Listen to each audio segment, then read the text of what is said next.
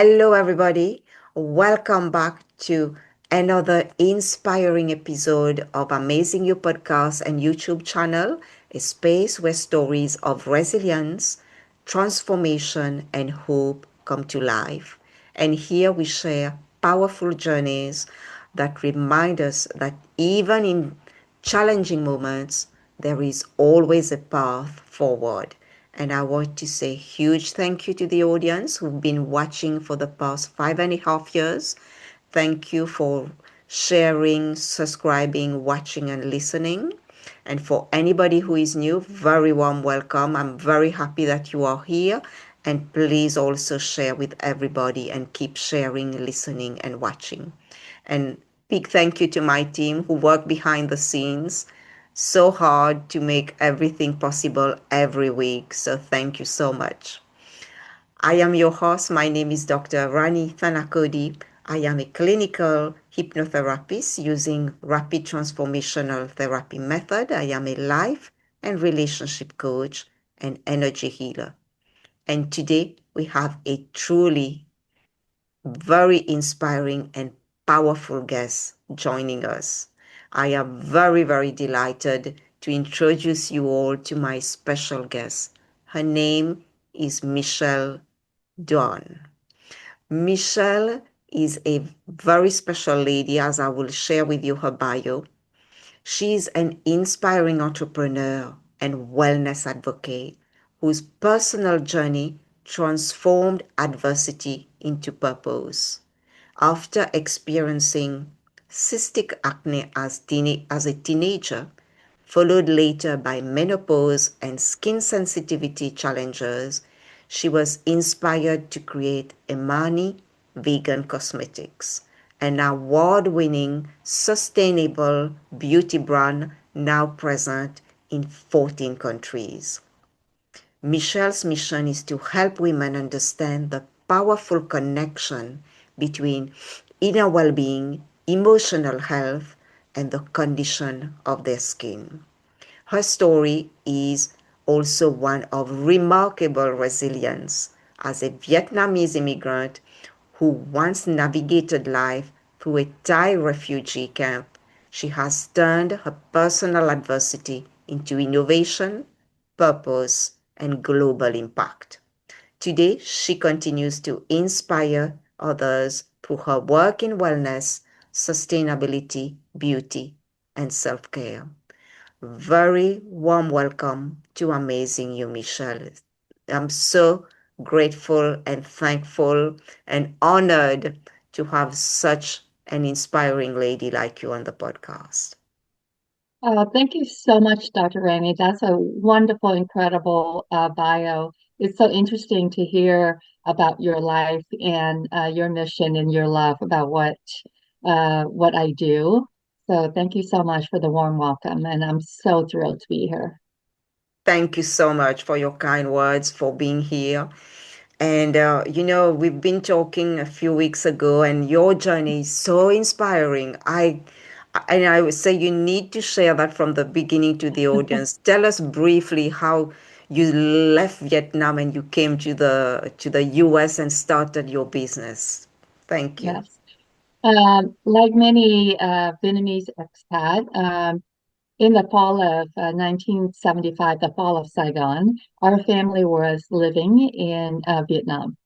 And during that time, it was quite volatile. So my mom decided to leave Vietnam with six children. This is 1979. I was 9 years old.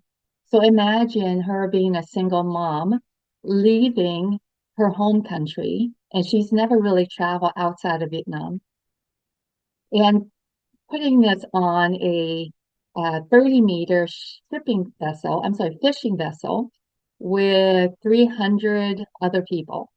There's like 319 people that were on this little shipping vessel. And the destination to us was unknown. But just the sheer power of traveling with six children from 2 to 16 with the clothes on our back. The journey, if I recall it correctly, was about a week, and there was very little food or water. And I just remember a couple of storms that we had to experience, and they were putting women and children down to the hole where they used to keep the fish. And I just remember I've never felt so bad in my life. I was so nauseous. But finally, we made it to Thailand.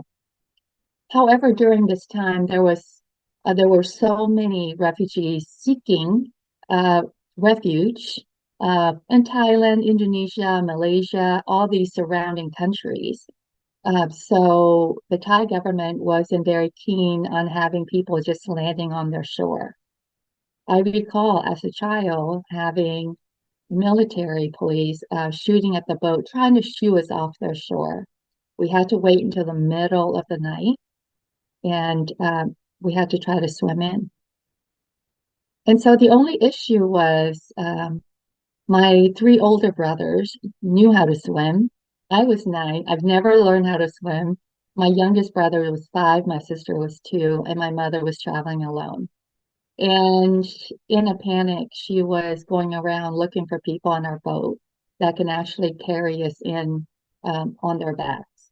And it was one of those memories and experience that gets burned into my my soul, and that makes me stronger because for the longest time I look at how difficult that was and how difficult it was to live in a refugee camp for almost a year and with very little resources, and how strong my mother was because I didn't quite appreciate how strong she was until I got older.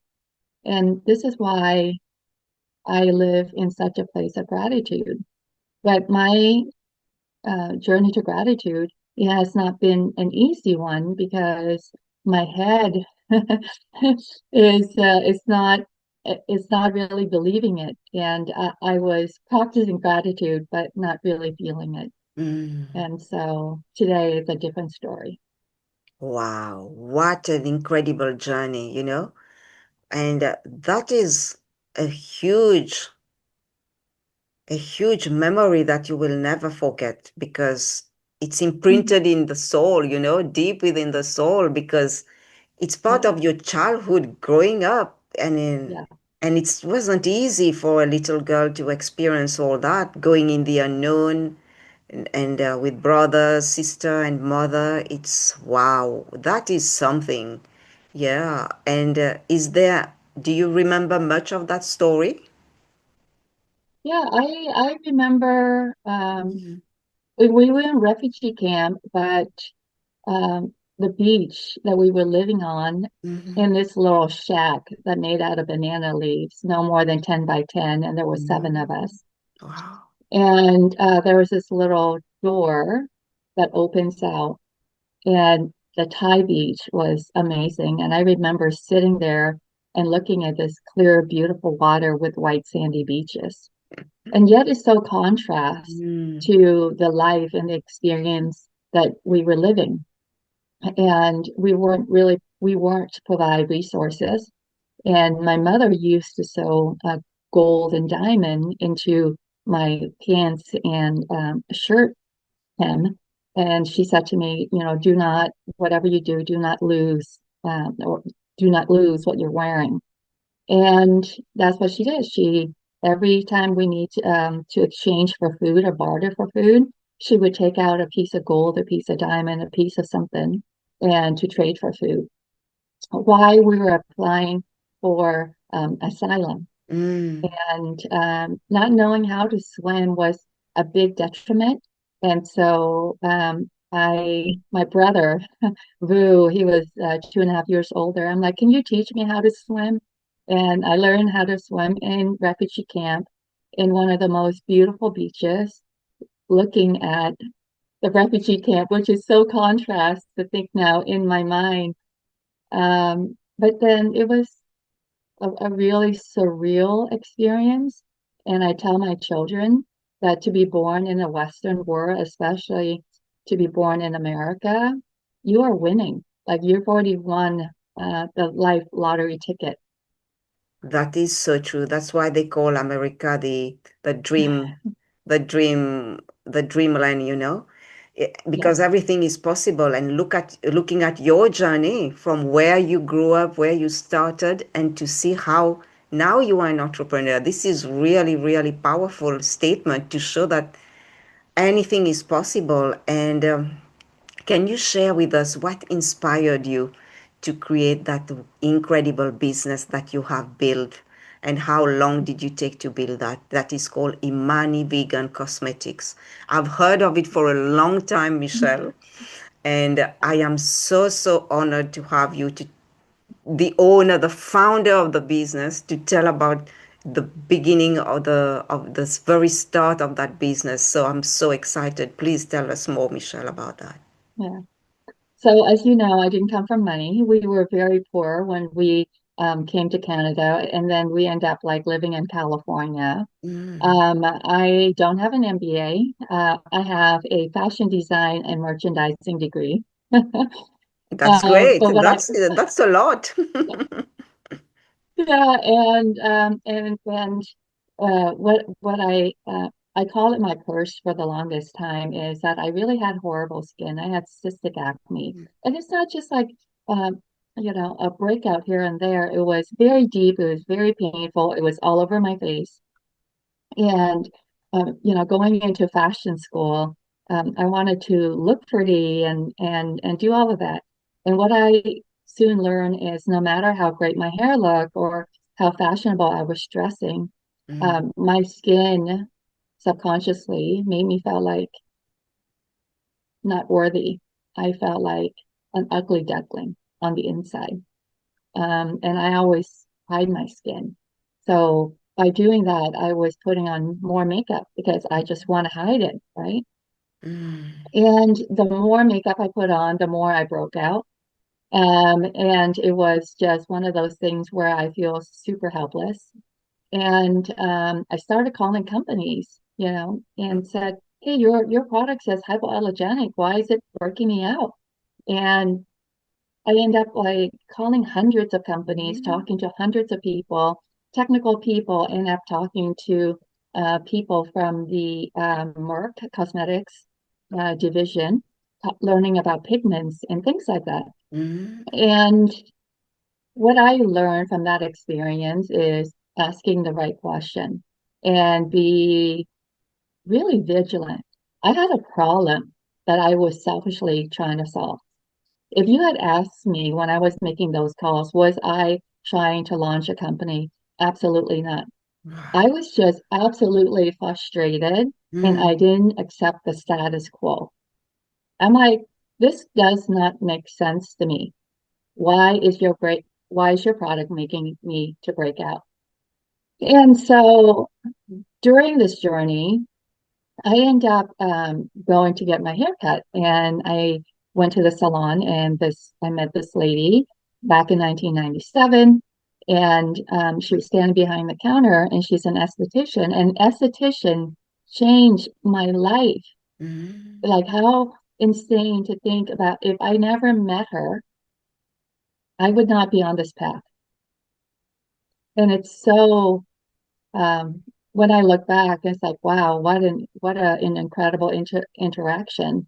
And so that's why I love going to beauty schools, talking to esthetician, because I'm like, one of you changed my life because you don't know how much power you have, right?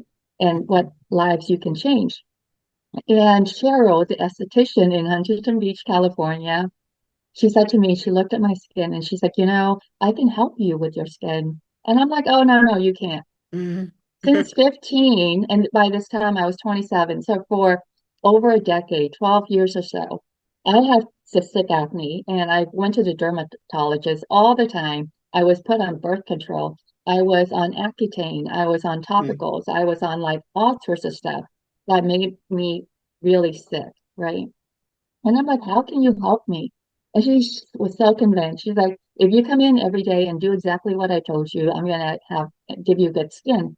And that is somebody that no one ever offered to me before. mm, And she was so convinced, and her belief made me believe, right? And so I'm like, all right, I'm going to come in and I'm going to listen to you. And so I go in for about 3, 4 months. And if you have cystic acne and you go in for a facial, it's not like one of those pleasant, spa like getting a massage. Acne facial include she was using a lancet, she was breaking through my skin and she was squeezing it. Mm-hmm. And halfway through the extraction, I had to tap out because my body was getting stressed from all the pain and I was Mm-hmm. tearing up, right? I had to tap out. I'm like, look, I need like a couple of minutes break just to reset my system, starting to breathe and just to get my heart rate back down again. It was such a dramatic experience. And Mm-hmm. after that, she would zap me, right? And so, and then I would put Neosporin on my face because I was, sometimes I would get um, an infection and it would be so swollen for a couple of days. So it's not like a normal facial, right? Mm-hmm. And for 3, 4 months, right, every time I go see her, my skin would look really great for a few weeks. Mm-hmm. And then it started breaking out again. It Okay. started getting clogged pores again. And so I come into her with another frustration and said, look, you're bringing me results, but it's not long lasting. I'm breaking out again. And she said, well, I don't know what you put on your face when you leave here. And I'm like, you know what? That's a really great question. I said, if I can't, can you? And when I asked that question, I didn't think she gonna give me an answer of yes, I can. And I'm like, okay. And then I challenged her. I'm like, Mm-hmm. so then I went home and I brought in every single thing that I put on my face, my body, my hair, Right. because like conditioner and I was getting back knee and then all of these things. And she's like, half of your products doesn't have ingredients on it because it came in a box, right? And you know, I had like probably 15, 18, 20 products. It was like a lot of products. I bought like Mm-hmm. a whole bag of it. Okay. And then, what's really strange is as I dive into it, this is a published that came out like a study that came out years ago, 20, 30 years ago, that an average North American woman uses like an average of 15 products, 12 or Mm-hmm. 15 products per day. And we're exposing our bodies to over 120 something chemicals. Yeah. And then our body absorbed like 5 pounds, like over 2.2 kilos of like beauty products into our Mm-hmm. system, right? Because our skin is like the largest organ. Mm-hmm. And so I'm going in there and I'm like, okay, tell me what I can wear. And she basically opened up this book. And then I'm like, whoa, wait a minute, what is this? And she was like, oh, this is a list of comedones. And I'm like, what? What is a comedone? In 1997, we didn't have smartphone, didn't know how to use the internet really, didn't know how Mm-hmm. to do Google searches or Yahoo was big back then. And she's like, comedones are ingredients that clog your pores. And it ranked from 0 to 5. Mm-hmm. 0 is non-comedogenic, that doesn't clog your pores. 5 is highly, pores clogging, right? For people with really sensitive skin, anything over a 3 in a high concentration, it's deadly on my skin. And Mm-hmm. back then, moisturizer and foundation were breaking me out. Like, how basic was that? That's, those were the two things, the culprit of breaking me out. And so I took this list. I'm like, please, can you photocopy it? And she photocopied it. And I took the list and I went shopping. And of course, once again, where um, I can't find anything. And it was so difficult because every product has anywhere from 30 to 50 ingredients. So could you imagine checking every ingredient and then looking at the list? And it was painstaking. All right. Mm-hmm. And then I I decided, I call back Phil, who works for Merck, and he's like, hey, how can I make like, is there a product or what can I do? I want to make a foundation. I want to make like something that doesn't break me out. And he said, "Oh, you want to take a look at minerals? I can send you mineral pigments and things like that." And I had a fashion business back then. And I'm Mhm. like, "But Phil, I don't know how to formulate." He said, "Oh, I can put you in touch with a formulator in California."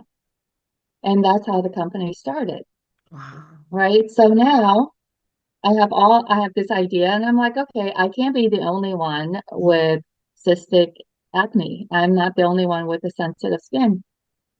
Um, and being an entrepreneur, what I did was I put a little display together and I went into my car and I'm like, okay, who am I going to sell to? Because this is Mm. non-MBA mind. Yeah.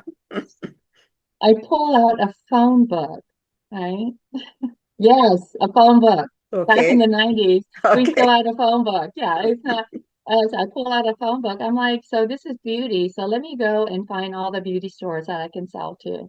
Then I Mm. started driving around Orange County in my neighborhood, and I stopped in at every beauty store, and I said, you know, um, my name is Michelle, and I built a beauty company, a beauty product for sensitive skin, and these are the Mm. pigments that you can use.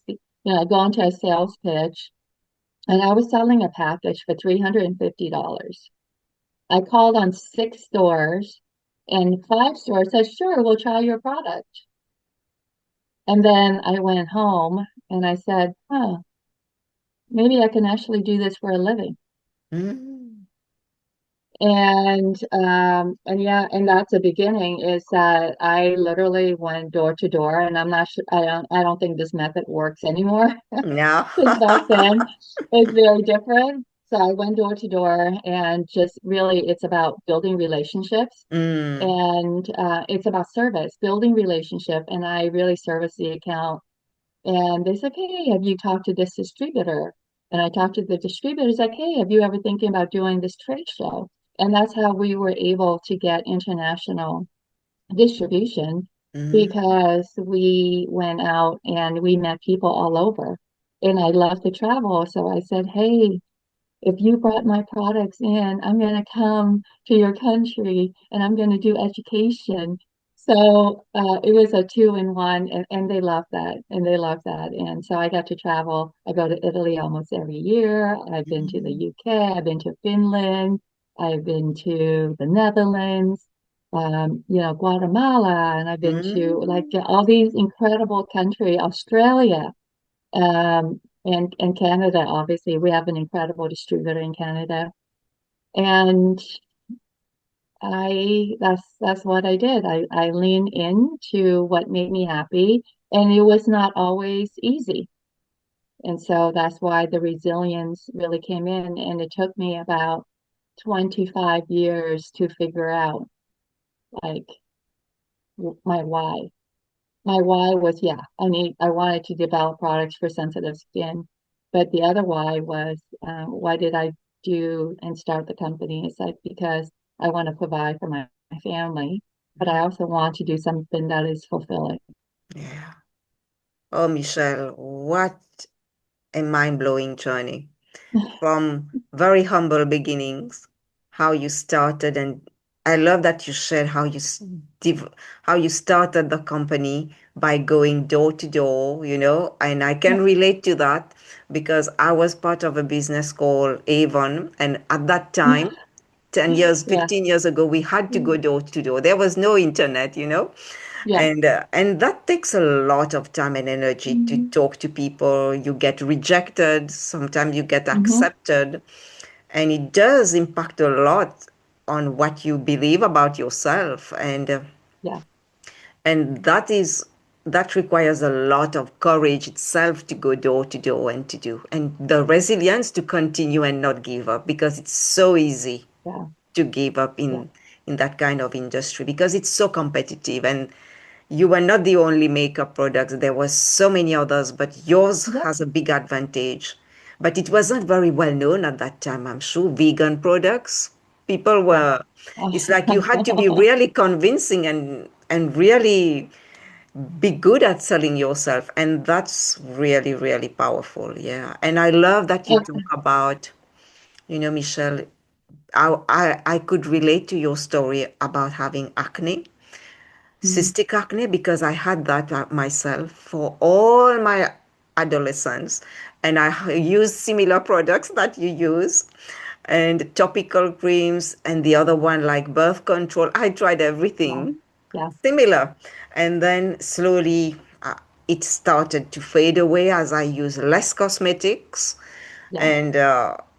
and then at some point it's the skin cleared, which but it was Yeah.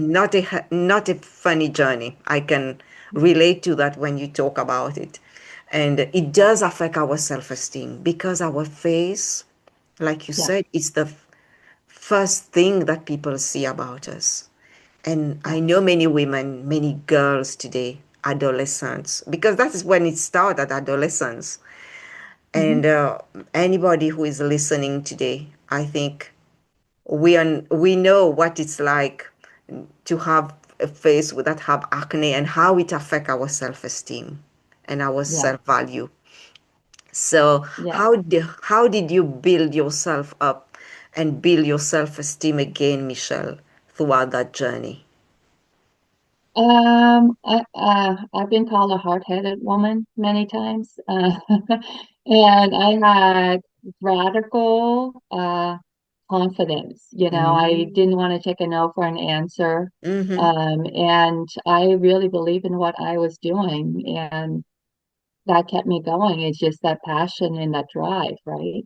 But that Wow. passion and the drive and the push, what I also learned, has a price, right? Mm-hmm. And I didn't even know I was living in a fight or flight because that adrenaline, I was addicted to that adrenaline because that adrenaline, I labeled it as my ambition. But that adrenaline was exhausted. And now I live with chronic inflammations and a leaky gut and all these Yes. different things that are related to it. And but when, yeah, I mean, building a business is one thing, but I also went through two really nasty divorces. Mm-hmm. It took a lot to reflect. Mm-hmm. And I often have conversation with what I call is the creator, right? Whether it's Mm-hmm. whatever God, whatever higher power you believe in. And Mm-hmm. I always ask the creator, as a creator, I'm like, a really good person, why are you putting challenges here, you know? And I realized also that I didn't learn the first time.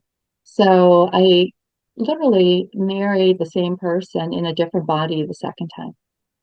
Mm-hmm. And now my thing is, and what I tell my children, every obstacle is an opportunity to learn. And if you don't learn, you're going to repeat that lesson. So if you find yourself having the same obstacles or allowing the same kind of people in your life, you have to review. And then I always think, what is there for me to learn from this challenging experience? And how is this helping me? And that's how I overcome that. And I wish I learned it much younger. Mm-hmm. And this is why I'm talking to you because living and be your amazing you does take work, and building a business. And, you know, with the world of AI, you can optimize everything, right? You can do Mm-hmm. AI agents, you can optimize everything. Yeah.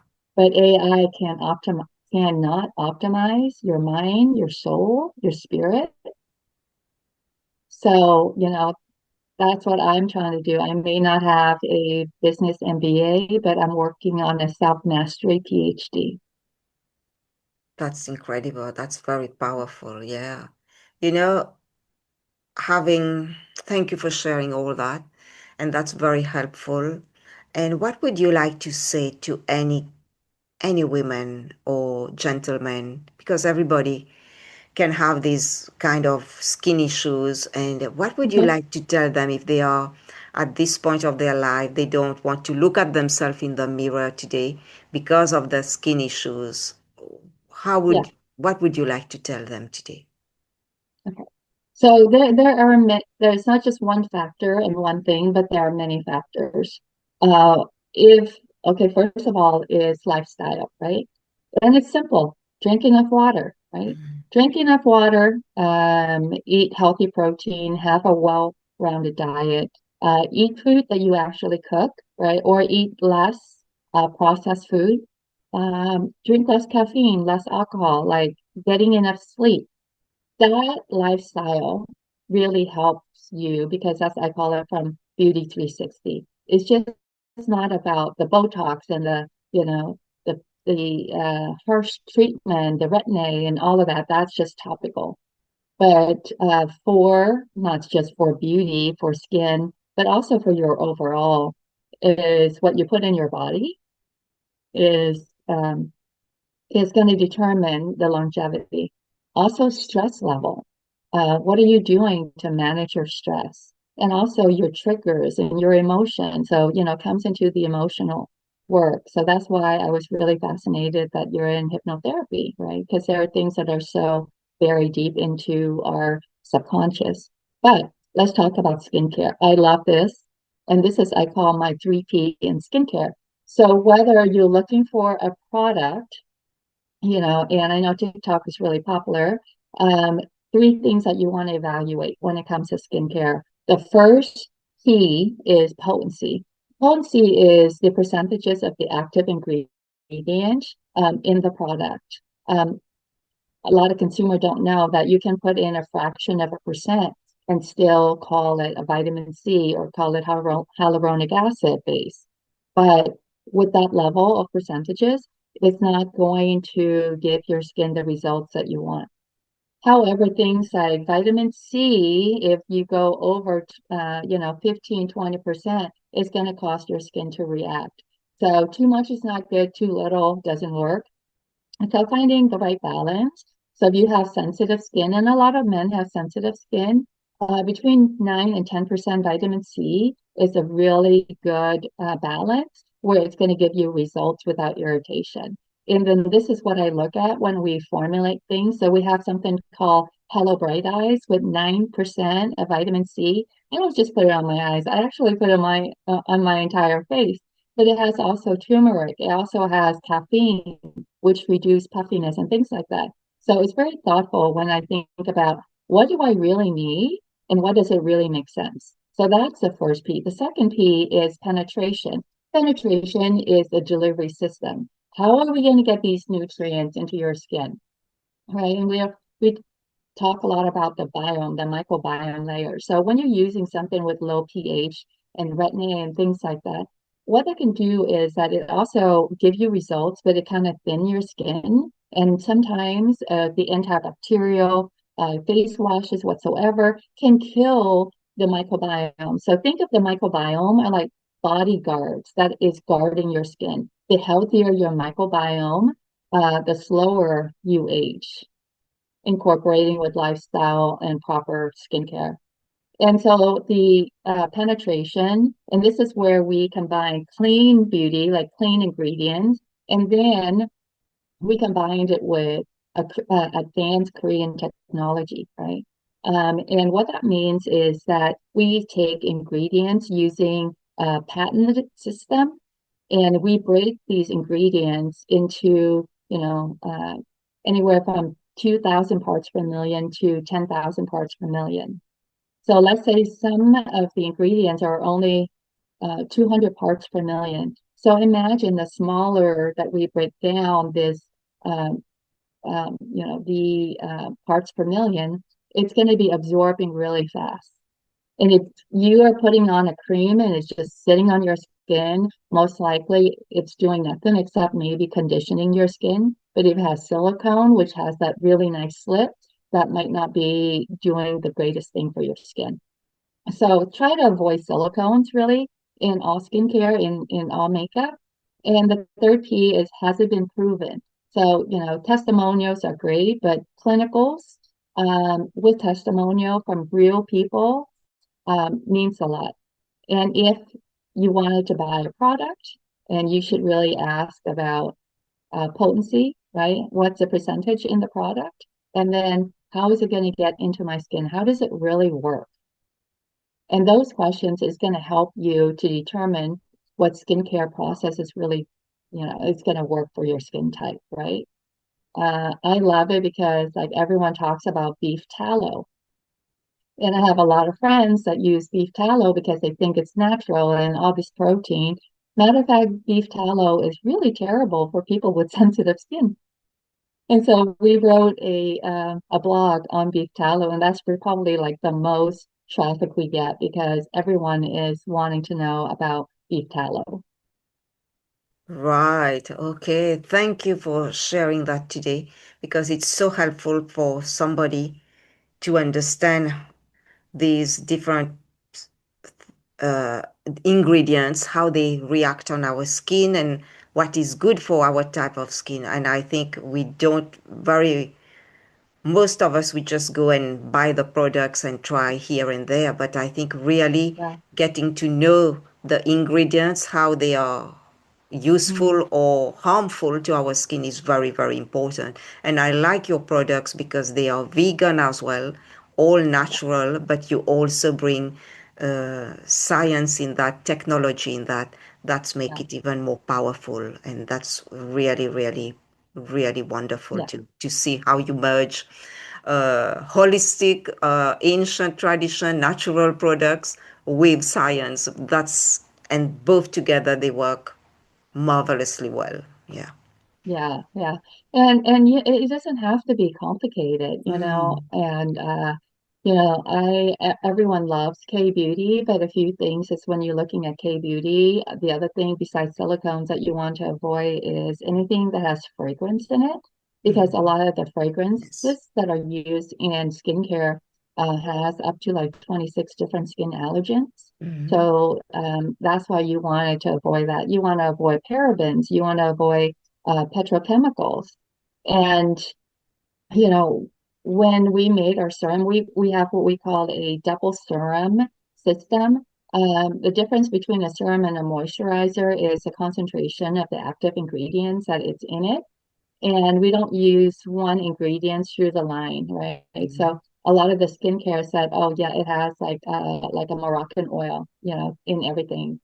And or like just a vitamin C or just something highlighting one ingredient. I feel like our skin is like a body, like we need different nutrients. So our sleep and renew, I wanted something that I want to wake up to really beautiful skin. So sleep, when we sleep, our body is like regenerating and recuperating and revitalizing. So I want something with something that's super concentrated. So we did a 0% water and 85% lactobacillus with apple and Mm. papaya, right? So Mm. it's like a probiotic. So it's like a Yeah. probiotic serum. And then I thought, okay, that's really great. That's great for people with large pores. That's great for skin that has a lot of texture and things like that. And then I'm like, okay, what if I want like smooth, glossy skin and I want to Mm. promote collagen? Now, collagen itself is too big to really go down to deep in the deep second or the third layer to really build it. So, what ingredients can really promote collagen production?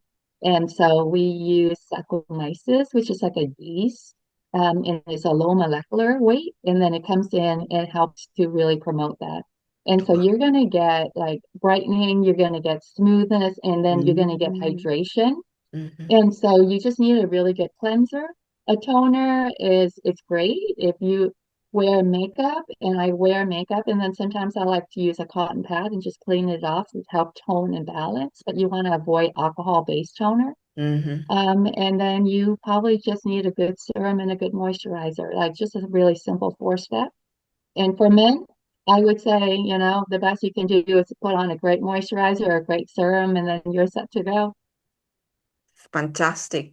Michelle, I love that you approach it from a holistic way by looking at the inside out perspective, and and I think that's very, very important to approach beauty in that way.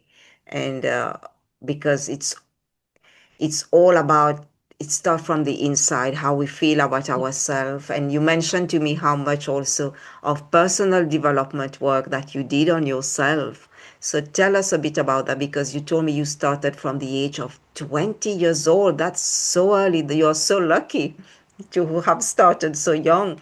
How has your My question is, how has the personal development helped you to develop Well, your business? let's just say I was really miserable.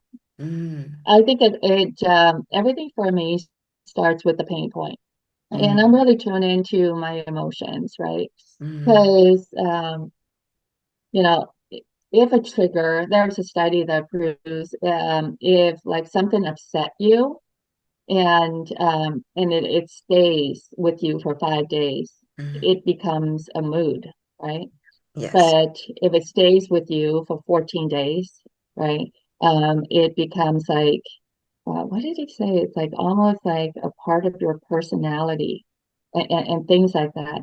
And so I didn't really like the way I feel, and I felt unhappy and I felt unsatisfied. And I'm like, this can be all that life has to offer me. And I started like reading self-help books. And back then, we didn't have any of the audibles and things on books, and we didn't have YouTube. And Mm. now I am obsessed with YouTube University because I learn new things all the time. Yes. And and then only recently, like during COVID, right? Mm, So it started in my 20s, but I had other priorities. And the other mm, priorities was that I was a single mom, struggling raising two kids while running a mm, company. So I mm, didn't have a lot of time for like self-care and self-development, although it was there, but it's very low on my totem. It's on my to-do list. But then when COVID came, I was 50, and during COVID, our sales dropped like 60%. mm. And then I literally went into a panic mode like everybody else. Many companies went out of business during COVID. Yeah. And thank God for the US government with the SBA loan. This is the first time that I ever took a loan Mm, in the history of our company. And then I found myself in a really deep, dark place. okay. I was I was reviewing all my failure. I Mm, was not, and I felt like I wasted all the opportunities in the past. And I keep thinking that the best years were behind me, mm, and that for the first time, my company was in peril. My mm, dream, everything I've built was in mm, peril. And I was operating from fear. I was operating from scarcity, mm, and I was absolutely miserable on the inside. Although you wouldn't know it if you met me. But it was like a weight that I carried. mm, But the good thing was that this was in my awareness, mm, and I go through a lot of self-reflection. I'm like, mm, why do I feel that way? Where does this come from? And I do emotional work mm, with Virginia Cowell, who lives, in Costa Mesa. I'm like so blessed. And I went in to do some emotional work because I had like blockages that mm, was preventing me from releasing all of these things. And just working with her and doing a lot of reading and a lot of audiobooks. So my three favorite books, the first one is Don't Believe Everything You Think by Joseph Nguyen, because the biggest battle was not outside, the biggest battle was inside. And so my mind was full of thoughts, and the thoughts were the same, recycling and almost torturous, mm, as if this nagging roommate wouldn't leave me alone, right? Then the other book that I really love is The Art of Living by the Vietnamese Zen monk Thich Nhat Hanh, and mm. he's on Audibles as well. Yeah. And the message really connected with me because I'm Buddhist, but Buddhist is not really a religion, it's a Mm, way of life. yeah. And then I also, one of my favorite books is called The Four Agreements by Senor Miguel Ruiz. Yeah. And that really helps to build the infrastructure. And from there, I started listening to Louise Hay, and I had to really rewire my brain. because I didn't know how to like unlock, right? The first Mm, thoughts that you have in the morning and how you look at your day is going to change your life. And so before I wake up in the morning, I do reach for my phone, but I would pop up one of her videos, and whatever it is, it's about receiving or something like that. I put on mm. my headphones and I wouldn't call it meditate, but it put me in a meditative state and it calms down my nervous system and it reminds me that it's okay, that I soften myself and that, you know, I am safe and I don't have to operate from fear. Wow, thank you for sharing these beautiful practices that you practice every day, daily, to help to build you from the inside out. Because I know so many women, they think that just wearing the makeup will hide all the emotions, all the pain, but but inside they are suffering with so much pain. And I love that look at the you help not only your skin on the outside, but you Yeah, also deeply you work within you to clear, because we are a reflection of our outer world. So you clear yeah, from the inside as well, and that make you even shine brighter and feel more happy within yourself. So I think yeah. that's really, really powerful what you just shared. And for anybody who is listening today and who is not feeling well, who is feeling like very, very, very upset, very withdrawn in their own world, and they can't see the light, what would you like to tell them today? Yeah. Um, a thought is just a thought. And when I find myself um, being upset or being triggered or being bothered by something, um, I imagine myself sitting in the back of my mind and watching those thoughts pass by. Mm, And I said, okay, I acknowledge that, and but I choose joy. mm, Because the more you fight something, the more you're going to hold on to it. So it's all about the energy. yeah. So I just do a visualization of like these emotions, right? And I just sit. The best thing to do is breathe. And Mm, when I first heard about it, I'm like, oh, how cheesy, like breathe. But when you are focusing on your breathing, what happens is that your mind stops thinking because you're focusing on your breath, right? And I tell myself, hey, body, I'm home.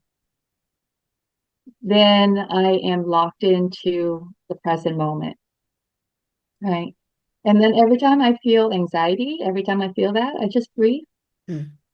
and said, I'm home and I'm going to take care of you today. Beautiful. And I and I talk to myself like I'm a third person, like, Yeah. what would you like to eat? What would you like to do? What would Mm, make you happy? Oh, should we take a hot shower? Should we put a little peppermint? Like, should we just have a coffee in our backyard? Should we just go take a walk and break the pattern? And that then yeah. the more you practice, the better you feel. And these are really small things, but they are really powerful. And I love that you spend time talking to yourself and also connecting with your body, watching. It's not fighting the thoughts, fighting the anxiety, but you just watch it. You just be calm and let it come. Let it come out to the surface. It has to come Yeah, out, because we've suppressed so much emotion. And let it come out gently and be compassionate to yourself in that moment and breathe and relax. And I think that's going to be very helpful to a lot of people. Thank you for sharing that, Michelle. Michelle, I've got two more questions for you. yeah, Where can our listeners and viewers find out more about your work and possibly connect with you? yeah. Go to our website, imani.com, which is EMANI.com, and there's a tab that's about us, and then you can, shoot us an email. I hope that this message are reaching some people, and hopefully some of the tools could help to brighten your day a little bit. Thank you. And any final thoughts or messages you would like to share with our audience to help to build their confidence, build their Mhm. resilience, and give them hope? Yeah. Um, Simplicity. Make things simple. I think we overcomplicate everything. We complicate our works, we complicate our friendship, we complicate skincare, we complicate our emotion. And for me, it's like, what is a simple way to do something? And sometimes the simple way is the correct way. Yes, thank you, Michelle. That reminds me of what the Buddha says, how to live a simple life. And yeah, and it's not about struggling and fighting with things. It's just by allowing, by being still and Hmm. just live a simple life, because it's true that we tend to overcomplicate our life and trying to do too much more than what we should be doing. So Yeah, I'm sure it will yeah. reach the audience and something that we can take away. Thank you. And thank you You're so much. welcome. I want to comment about stillness. Yes. Because for monkey mind, stillness is really challenging. Mm. So practicing stillness could be what I when I practice stillness, I would be outside or something, and I would look at an object, or if I was outside, I would look at a tree and start with 10 seconds. And the 10 seconds become longer because you are actually noticing everything that is around you. Even if you live in a big city and you're going walking out for lunch, just take 10 seconds and just notice how beautiful it is outside. Even beauty is in the rain. And when you find stillness, you're actually making space for yourself to grow. Awesome. Thank you so much, Michelle. And I would like to say huge thank you for taking your time to be with the audience. It's been really, really wonderful talking to you, having this really enlightening conversation and sharing your wisdom, your story. Thank you so much. And I would like to wish you a lot of success, Michelle, and we'll stay in touch. And to the audience, I will say thank you, everybody, for watching, sharing, and subscribing. And remember that you are amazing. You have always been Yeah. amazing, and you always will be amazing. So take care, everyone. See you soon. Bye bye. Take care. Bye bye.